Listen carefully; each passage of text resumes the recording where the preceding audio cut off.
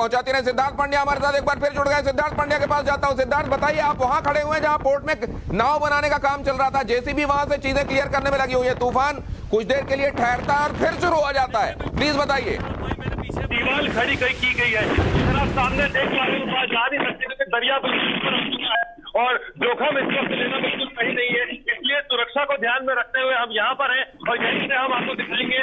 अब यहाँ के स्थानीय लोगों का कहना है कि कुछ ही देर में ये जो दीवार आज दोपहर से ये लोग यहाँ खड़ी कर रहे थे जेसीबी से ला करके कि ये अगर पानी यहाँ आ जाता है तो उनकी सालों की मेहनत पिछले 5 साल से ये पूरा का पूरा, जिसमें 2 साल लॉकडाउन के थे, ये आप देखिए इतना बड़ा स्ट्रक्चर खड़ा किया गया था, इसमें कितने लोगों की मेहनत है, कितने लोगों का पसीना है और अब सब लोग परेशान है। और ये दीवार बनाने के पीछे का सिर्फ एक ही कारण है, वो कारण यह है कि दरिया, अब दरिया की कुछ ही देर में इसको भी लांघ कर अगर इस तरफ आ जाती है। आप यहाँ भी देखिए, यहाँ पूरा पानी हो चुका है, ये कभी ऐसा हुआ नहीं है। सब लोग कह रहे हैं 1998 के बाद पहली बार ये परिस्थिति है, सारी लकड़ियां गीली हो चुकी हैं। मेरे पीछे अगर आप देखेंगे तो आपको ये नजारा देख के आप हतप्रभ रह जाएंगे। ये देखिए सारी लकड़ियां थी यहाँ पे, कम से कम टनों टन लकड़ियां यहाँ पे रखी हुई हैं और ये सारी लकड़ियां ये लोग क्रेडिट पे लेकर के आते हैं। और मैं बताऊं, जहां पे ये पूरा क्षेत्र है मैरीटाइम बोर्ड के पास में, इनकी जिंदगी, इनकी रोजी रोटी सिर्फ इसी पे है। 20-25 लोग मिल करके ये पूरा एक साथ खरीदते हैं और पूरा काम करते हैं। क्योंकि ओमान यहाँ नजदीक है, यहाँ से सिर्फ 250 नॉटिकल माइल दूर ओमान का एक टापू जिसे मांडवी भी कहा जाता है, क्योंकि वहां पर यहाँ मांडवी के लोग रहते हैं। ओमान और मांडवी का बहुत पुराना पारंपरिक नाता है। मसालों का जब बिजनेस हुआ करता था तब से हिस्ट्री में, तब से यहाँ पे उनके संबंध है और वे सभी लोग यहाँ पे आकर के काम करते हैं। अब उनके लिए सबसे बड़ी चिंता का सबब ये बना है कि अगर ये पानी यहाँ आता है तो जो सालों की मेहनत है, 5 साल की जो मेहनत है, 6-8 साल की जो मेहनत है, वो पानी हो जाएगी। क्योंकि इस पूरे जहाज को, ये जहाज इतना बड़ा है, अगर दिनेश मैं आपको बताऊं, आप अंदाजा नहीं कर सकते, मैं खुद काफी ठीक ठाक ही लंबा हूं, पर आप देखिए अगर मैं ऊपर तक देखूं तो आपको पता चलेगा। और ऐसे एक नहीं, कम से कम 100 जहाज यहाँ पे होंगे जो अंडर कंस्ट्रक्शन है।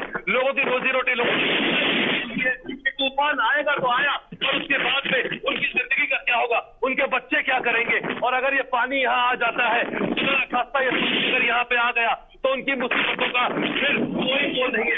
इसे सुखाने में कम से कम 4 महीने का समय लगता है। 4 महीने का समय, जब ये धूप में, कड़क धूप में खड़े रहे तो ये सूखते हैं और इसे मेंटेन करने के लिए काजू के तेल का इस्तेमाल किया जाता है। तो आप सोचिए, अब ये सब बर्बाद हो चुका है यहाँ पर। और यहाँ नहीं, अगर आप आगे भी देखेंगे इस साइड, तो यहाँ भी देखिए टनों टन लकड़ियां पड़ी हुई हैं, जिसका अब यहाँ से पलायन कर गए हैं और टूटा है के नाम पे बस ये कुछ अवशेष यहाँ पड़े हैं जो दुख की गाथा बता रहे हैं। और लोग जो थोड़े बहुत यहाँ आते हैं वो कोशिश कर रहे हैं कि मानव निर्मित खुद दीवार बना ले और उस दीवार के जरिए बस प्रार्थना है ऊपर वाले से कि हे प्रभु, इस पानी को यहाँ मत लेकर के आना, वरना हमारी जिंदगी भर की मेहनत पानी हो जाएगी। हम उनसे बात कर रहे थे पर वे लोग बात करने को तैयार नहीं है, क्योंकि इमोशनल स्टेटस उनका ऐसा है कि वे चाहते नहीं कि आकर के कुछ बोले, क्योंकि उनका दुख रखना चाहते हैं। जब हमने खुद इस पूरी परिस्थिति को देखा तब हमें पता चला कि ये कितना बड़ा एक आय का जरिया है इस पूरे मांडवी इलाके के अंदर और मांडवी के साथ में बहुत सारे इलाकों के अंदर। यहाँ पे सिर्फ गुजरात नहीं, गुजरात के बाहर से भी, गुजरात के अलग अलग जिलों से मांडवी के अंदर लोग आते हैं और इस तरह से इस व्यवसाय से जुड़े हुए हैं। का एक बहुत मूलभूत जरिया है, स्रोत है। अब बस देखना ही होगा कि अगर ये लांघ करके यहाँ आ जाता है तो इसके पीछे ऐसे कम से कम 10 बोट खड़ी होंगी।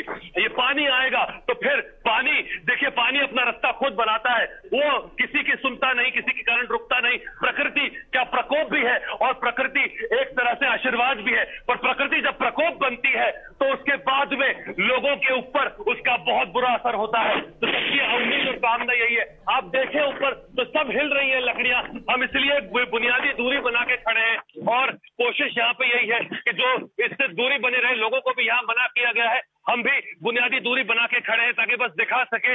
और एक सेंस जो कहते हैं, एक लोगों का, यहाँ का जो लोगों का एक इमोशन है, वो हमारे टीवी स्क्रीन के जरिए, टाइम्स नाउ नवभारत के जरिए हम पहुंचा सके।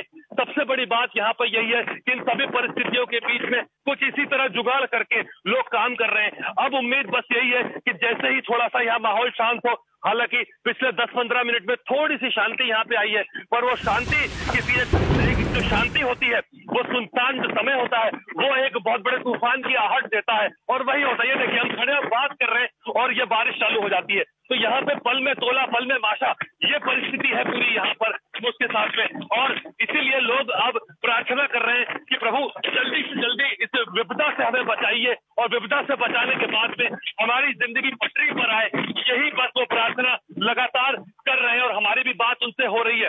सबसे बड़ी बात इस पूरे क्षेत्र की अगर मैं करूं तो वो ये है कि यहाँ पर अभी एनडीआरएफ की कुछ और टीमों को बुलाया गया है। मांडवी के अंदर भी ये खबर अभी हमें मिली थी, क्योंकि प्रोएक्टिव मेजर लेने की बात थी। बहुत सारी टीमें यहाँ पे भी आएंगी।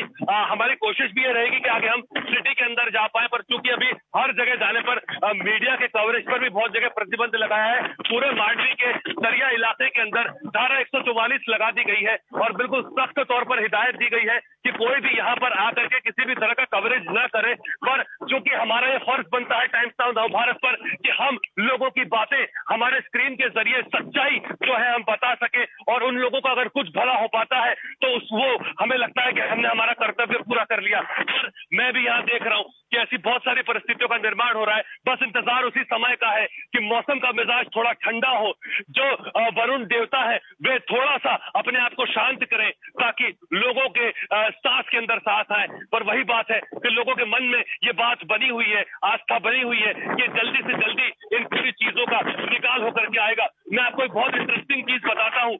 यहाँ पर खारवा समाज के लोग होते हैं। खारवा समाज के लोग समुद्र का पूजन करते हैं, और समुद्र का वो पूजन इसलिए करते हैं ताकि वे ये कहते हैं नित्य दिन पूजा होती है। वे समुद्र देवता से मांग करते हैं कि हे देवता, आप नाराज ना होइए, वरना आपके प्रकोप से हमारा पूरा परिवार पलायन कर जाएगा और पूरा परिवार नष्ट हो जाएगा। और खारवा समाज बहुत ज्यादा इस पूरे धंधे के साथ जुड़ा हुआ है, यानी शिप मेकिंग के धंधे पर, पोर्टिंग के धंधे पर, शिप चलाने के धंधे पर, फिशरीज के धंधे पर, मछुआरे के धंधे पर। तो वे सभी लोग प्रार्थना कर रहे थे, और लगातार वे लोग ये कह रहे हैं कि अब समुद्र देवता से हमने प्रार्थना की है, 1998 के बाद ये जरूर शांत होगा। हालांकि मन में उनकी उम्मीदें हैं, पर हम जो सूरत हाल देख रहे हैं फिलहाल तो कुछ भी कहना मुश्किल है।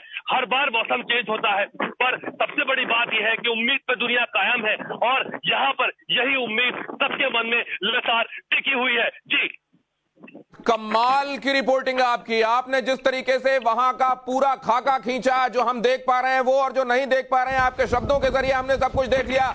कमाल की reporting, hats off to you. जिस तरह की परिस्थितियों में जिस तरीके से आप रिपोर्ट कर रहे हैं, आप हमारी संवाददाता ज्योति, राकेश, पूरा दलबल भंवर, कमाल